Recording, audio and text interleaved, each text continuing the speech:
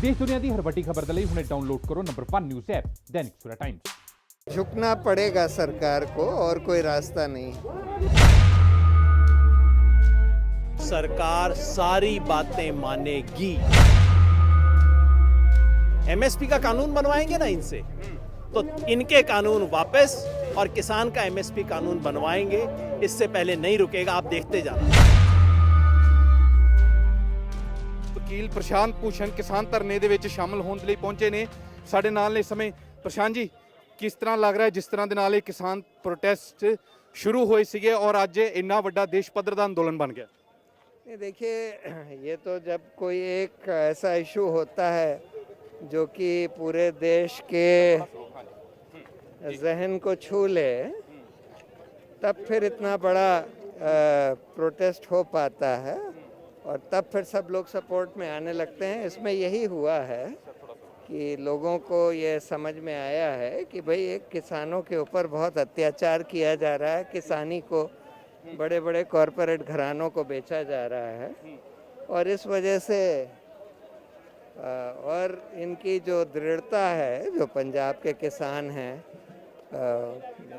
उनकी उसकी दाग देनी पड़ेगी। इसी वजह से फिर ਪ੍ਰਸ਼ਾਂਤ ਜੀ, ਤੁਸੀਂ ਜਾਣੇ ਜਾਂਦੇ ਹੋ ਕਿ ਹਰ ਗੱਲ ਮਸਲੇ ਦੇ ਉੱਤੇ ਪ੍ਰਸ਼ਾਂਤ ਜੀ ਤੁਸੀਂ ਜਾਣੇ ਜਾਂਦੇ ਹੋ ਹਰ ਮਸਲੇ ਦੇ ਉੱਤੇ ਬਿਲਕੁਲ ਖੁੱਲ ਕੇ ਬੇਬਾਕ ਰਾਏ ਰੱਖਣ ਦੇ ਲਈ ਮੀਟਿੰਗਾਂ ਜਿਹੜੀਆਂ ਕਿਸਾਨ ਜਥੇਬੰਦੀਆਂ ਦੇ ਨਾਲ ਹੋ ਰਹੀਆਂ ਨੇ, ਸਰਕਾਰ ਇਸੇ ਗੱਲ ਤੇ ਅੜੀ ਹੋਈ ਹੈ ਕਿ ਅਸੀਂ ਅਮੈਂਡਮੈਂਟ ਕਰ ਦਿੰਨੇ ਆ, ਪਰ ਕਿਸਾਨ ਜਥੇਬੰਦੀਆਂ ਦੇਸ਼ ਭਰ ਦੇ ਕਿਸਾਨ ਇਸ ਗੱਲ ਤੇ ਹੁਣ ਗੱਲ ਰੱਖ ਰਹੇ ਨੇ ਕਿ ਤੁਸੀਂ ਬਿੱਲ ਰੱਦ ਕਰੋ। ਜਦੋਂ ਸਰਕਾਰ ਮੰਨ ਰਹੀ ਹੈ ਕਿ ਬਿੱਲਾਂ ਦੇ ਵਿੱਚ ਨੁਕਸ ਹੈਗੇ ਆ ਤੇ ਰੱਦ ਕਰਨ 'ਚ ਹਰਜ ਕੀ ਹੈ?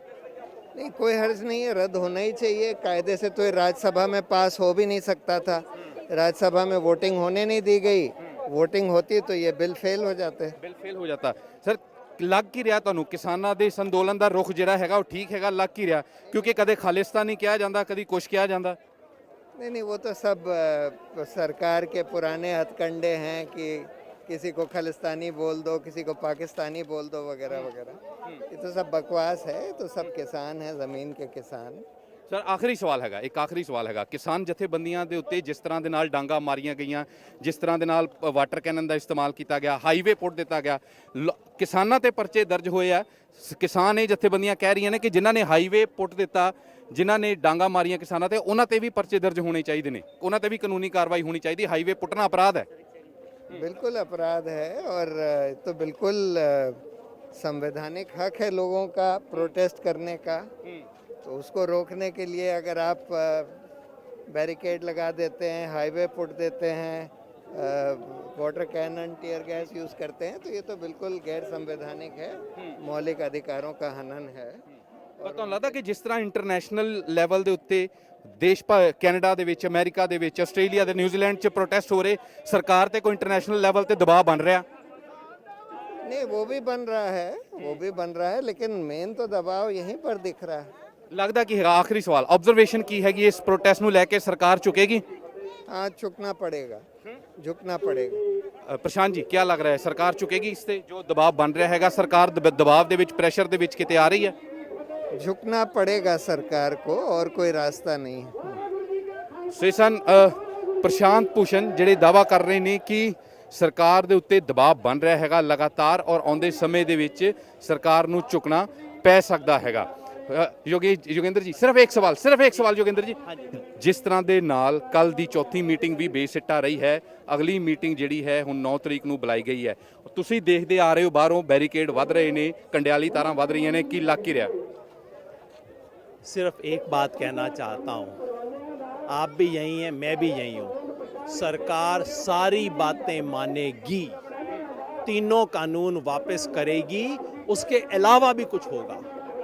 जो सरकार गिफ्ट दे रही थी ना किसानों को, किसान कह रहे अपनी गिफ्ट तो वापस ले लो और मेरे को गिफ्ट चाहिए थी, वो जरा निकालो, दोनों होगा। आप देख, ਕੁਛ ਦਾ ਕੀ ਮਤਲਬ ਹੈ ਵੀ ਕੁਛ ਹੋਰ ਵੀ ਹੋਏਗਾ? ਇਹਨੂੰ ਕੀ ਲੱਗਦਾ? एमएसपी का कानून बनवाएंगे ना इनसे, तो इनके कानून वापस और किसान का एमएसपी कानून बनवाएंगे। इससे पहले नहीं रुकेगा, आप देखते जाना। ਅੰਦੋਲਨ ਸਹੀ ਦਿਸ਼ਾ 'ਚ ਹੈ? जनता सही दिशा में है, सब चीजें सही है। ਇਸ ਚੀਜ਼ ਨੂੰ ਲੈ ਕੇ ਤੁਹਾਡਾ ਕੀ ਹੈਗਾ? ਇਹ ਦਬਾਅ ਬਣਾਉਣ ਦੀ ਕੋਸ਼ਿਸ਼ ਕਰ ਰਹੇ ਕਿ ਬੈਰੀਕੇਡ ਵਧਾ ਦਿਓ, ਕੰਡਿਆਲੀ ਤਾਰਾਂ ਵਧਾ ਦਿਓ, ਫੋਰਸ ਵਧਾ ਦਿਓ, ਇਹ ਦਬਾਅ ਹੈ? हमें तो महसूस नहीं हो रहा, इन्हीं को महसूस हो रहा होगा, हमारे को कोई दबाव महसूस नहीं हो रहा। कर लें जो करना है। ਸੋ ਇਹ ਸਨ ਯੋਗੇਂਦਰ ਯਾਦਵ। ਪ੍ਰਸ਼ਾਂਤ ਭੂਸ਼ਣ ਨੂੰ ਵੀ ਸੁਣਿਆ, ਉਹ ਕਹਿ ਰਹੇ ਨੇ ਕਿ ਅੰਦੋਲਨ ਸਹੀ ਦਿਸ਼ਾ ਦੇ ਵਿੱਚ ਜਾ ਰਿਹਾ ਹੈਗਾ, ਸਰਕਾਰ ਨੂੰ ਝੁਕਣਾ ਪਏਗਾ। ਯੋਗੇਂਦਰ ਯਾਦਵ ਜਿਹੜੇ ਬੜੇ ਕੌਨਫੀਡੈਂਟ ਤਰੀਕੇ ਦੇ ਨਾਲ ਇਹ ਗੱਲ ਕਹਿ ਰਹੇ ਨੇ ਕਿ ਨਾ ਸਿਰਫ ਸਰਕਾਰ ਮੰਨੇਗੀ ਝੁਕੇਗੀ, ਬਲਕਿ MSP ਕਾਨੂੰਨ ਦੇ ਰੂਪ ਵਿੱਚ ਵੀ ਕਿਸਾਨਾਂ ਨੂੰ ਦੇਗੀ ਆਪਣੇ ਬਿੱਲ ਰੱਦ ਕਰਨ ਤੋਂ ਇਲਾਵਾ। ਸਾਰੇ ਜਿਹੜੇ ਯੋਗੇਂਦਰ ਯਾਦਵ ਜਾਂ ਪ੍ਰਸ਼ਾਂਤ ਭੂਸ਼ਣ ਇਸ ਗੱਲ ਨੂੰ ਲੈ ਕੇ ਕੌਨਫੀਡੈਂਟ ਨਜ਼ਰ ਆ ਰਹੇ ਨੇ ਕਿ ਜਿਹੜਾ ਅੰਦੋਲਨ ਹੈਗਾ ਉਹ ਸਹੀ ਦਿਸ਼ਾ ਦੇ ਵਿੱਚ ਜਾ ਰਿਹਾ ਹੈ, ਇਹ ਕਿਸਾਨਾਂ ਦੀ ਮੰਗਾਂ ਮਨਵਾ ਕੇ ਹੀ ਵਾਪਸ ਮੁੜੇਗਾ। ਕੈਮਰਾਮੈਨ ਪਵਨ ਦੇ ਨਾਲ Pamil Bhatia, Delhi. All world open challenge 17-टाइम गोल्ड मेडलिस्ट मियां रफीक मोहम्मद, पंडित, मौलवी, बेगम, तांत्रिक, इन्हां चोरा ठग्गां तो सावधान। स्पेशलिस्ट वशीकरण, सट्टा नंबर, लव मैरिज, पति पत्नी च अनबन, विदेश च पक्का होना, कारोबार दा ना चलना, सिर्फ 31 घंटियां विच समाधान। फ्री फ्री फ्री मियां रफीक मोहम्मद। मोबाइल 84 374 94 647, 84 374 94 648।